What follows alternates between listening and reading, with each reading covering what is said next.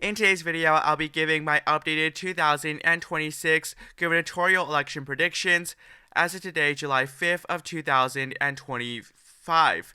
Now, with the safe states filled in here, Democrats are at 12 seats, while the Republicans are at 20.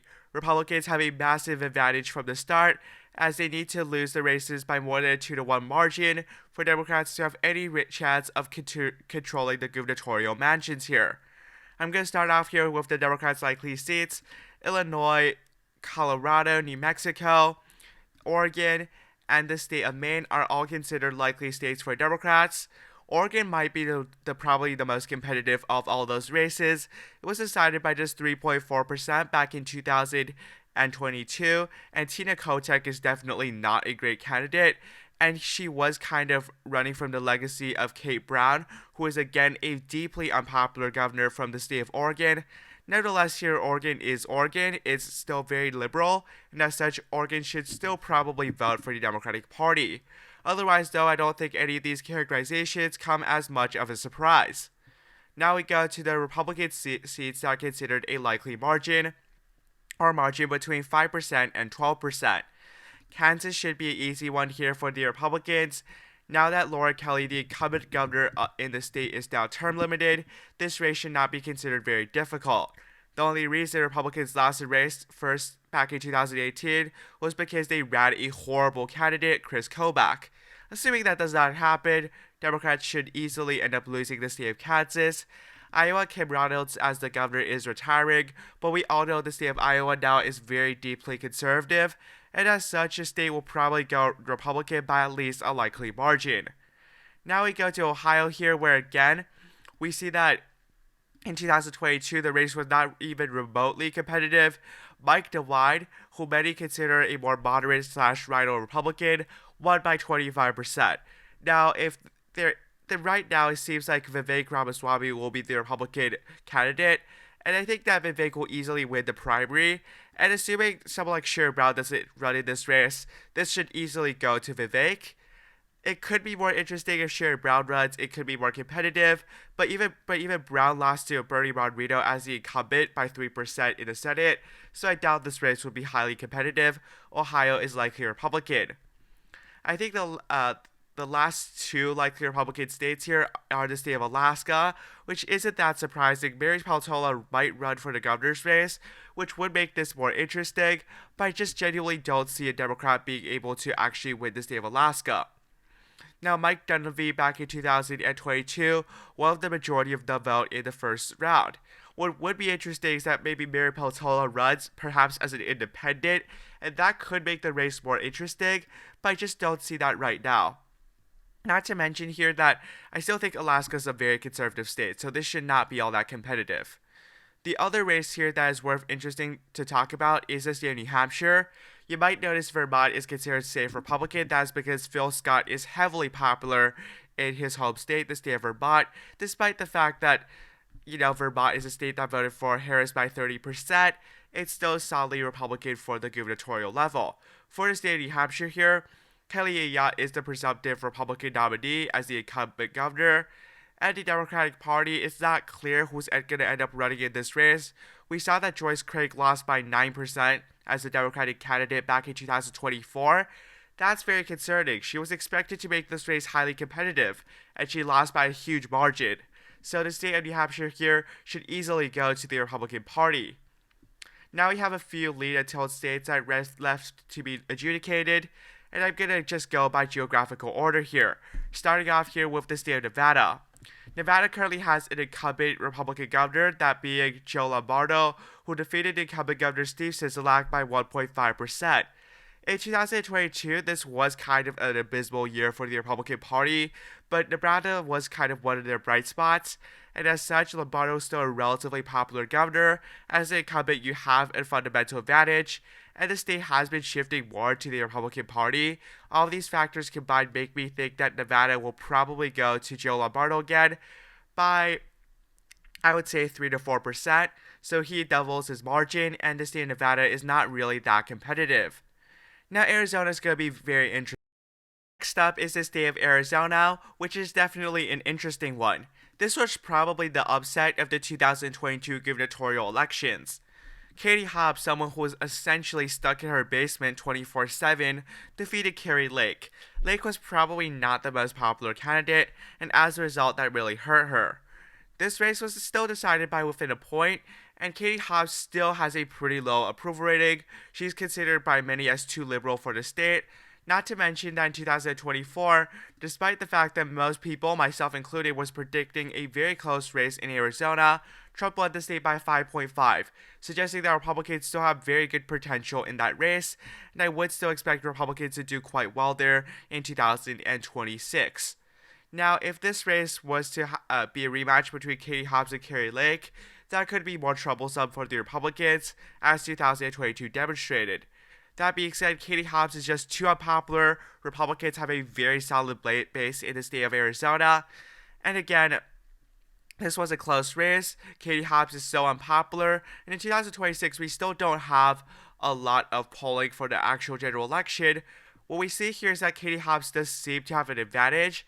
The issue here is that Katie Hobbs is the incumbent governor. Her name ID should be higher. That's why she's leading, but she's leading by such narrow margins to a point where I do think that Katie Hobbs will probably lose this race by 1 to 2%, which would probably be, I would say, a likely margin at this, not a likely margin, a lead or tilt margin. I'm going to be safe here, say that Katie Hobbs loses by 1.5% or so, which would qualify under the tilt characterization. Now we go to the state of Georgia. Georgia has a lot of uncertainty here. The incumbent governor, Brian Kemp, is term limited, and he is considered more of a rhino candidate by many more Trump-supporting Republicans.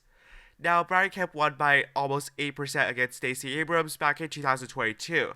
Georgia is still a state that has historically voted more for the Republican Party, and I think that Democrats still don't have a very strong candidate right now. If you look at the declared candidates, I'm quite sure that unless you live in the state of Georgia, you recognize none of these names. Stacey Abrams, who I thought would perhaps have been a stronger candidate, we all saw back in 2022, she lost by 8%. It was not a close race, and as such, I just don't think that Democrats will have a good chance of winning this race. Republicans, it's unclear who's going to run. Chris Carr, the Georgia Attorney General, has declared he's not a bad candidate. Marjorie Taylor Greene will probably sink the Republican ticket, but otherwise, Republicans have a very good chance of winning Georgia, and as such, the state is considered leading Republican. I don't think there's going to be a runoff in this race. Now we go to the state of Minnesota. Minnesota's incumbent governor, Tim Walz, I believe still is eligible to run for re-election, and he most likely will. If you look at the rankings here, it's like likely Democrat, solid Democrat, likely Democrat, likely Democrat. It doesn't seem as though pollsters suggest the race will be very competitive. That being said, I think Tim Walz is uniquely vulnerable. The reason was, if you look at the 2024 presidential election, what we saw was that Harris won the state by 4, which is not impressive when your vice presidential candidate is literally from the state, right? That's not necessarily great. And Tim Walz seems like that he does have some vulnerabilities, especially now. I think he's a much bigger target for the Republican Party as his national profile, because of the 2024 election, has risen. I think Republicans will probably fund more money to try and defeat him as more of a symbolic victory. And I think that Tim Walz does have his issues, and he didn't even win in 2022 by that large of a margin, 7.7% against Scott Jensen, who was definitely significantly underfunded. So I would say Minnesota right now, a 3 to 4% margin, which is not very impressive for Tim Walz, but a win is a win. Now we go to the state of Wisconsin, where incumbent governor Tony Evers is going to try and seek a third term. Evers has proven himself as someone who has been able to survive. If you look at 2022 here, he won by a larger margin than I would have expected, about 3.4%, which is not bad. And in 2018, he defeated the zombie that is Scott Walker. Scott Walker won against a recall by narrow margin, won in 2014, despite the fact that a lot of voters thought that he was going to lose. And so I do believe that this race will probably be one where it's going to be still very competitive. It all comes down to what happens during the Trump administration in the next 2 years. That being said, Tony Evers is more of a popular candidate and a decently popular governor. And as such, I would have to say that right now, Tony Evers is probably the favorite to win in this race, just because he did beat out Scott Walker and he beat out Tim Michaels by a relatively solid margin. In the state of Michigan here, incumbent Governor Gretchen Whitmer, who is a relatively high-profile Democrat, is term limited from seeking a third term. It's unclear who's going to be the Democratic nominee, though it looks like Jocelyn Benson is someone who's probably going to win based on the declared candidates. Pete Buttigieg, if he was to actually run for this race, he might actually win the Democratic nomination. But out of these candidates, probably the Michigan Secretary of State, Jocelyn Benson, will probably win just because she's more of a well-known figure. We still don't know right now, and it looks like the hypothetical polling does show that she's in the advantage. Have no idea who she is. Now, John James looks like that he is the one who is favored as a representative to try and run for this race. John James is a relatively solid candidate. He won his seat by like 7 to 8% back in 2024, and I think that this will be a very competitive race. Right now, if you look at this, Mike Dugan is actually polling very well, according to some of these polls right now. And that's really interesting. I don't think that Mike Dugan, as the independent, is actually going to score 22 or 25% of the vote. I think that realistically, when the Republican and Democratic candidates have higher name ID, the independent share is going to drop. But this is still very interesting because Mike Dugan does seem like a candidate who will pull more votes away from the Democratic Party, potentially playing spoiler in favor of the Republicans. And also in the state of Michigan here, the political dynamics have changed, and I just don't believe that Democrats would be able to do that well as they did with Gretchen Whitmer. So this is definitely a close one.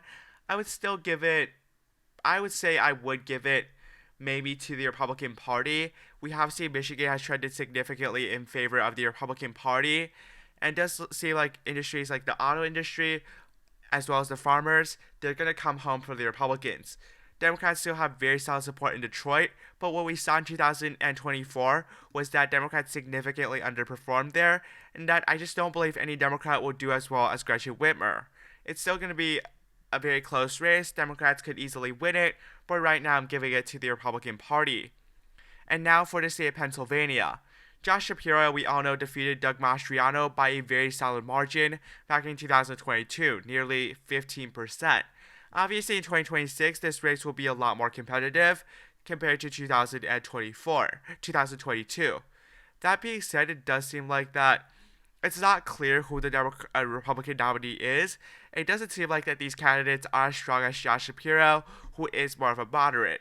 Now, he could antagonize some, pro-Palestine young Democrats because he is much more of a moderate.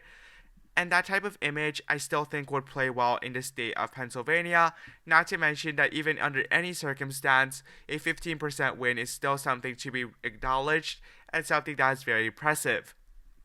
When I consider all these factors here, I would still say Josh Shapiro is a heavy favorite. There's not really a lot of polling right now, so there's not a lot of data points to consider.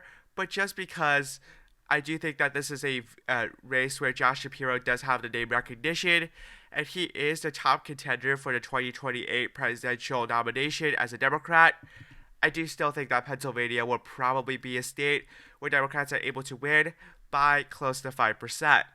Now we go to the state of New York here, where I think there could actually be a shocker. In 2022, we know that Kathy Hochul lost against Lee Zeldin by 6.4%. While, of course, Republicans would have preferred winning this race, Lee Zeldin helped the Republicans win 4 House seats in the state of New York, which is very impressive. And Hochul is a really bad candidate.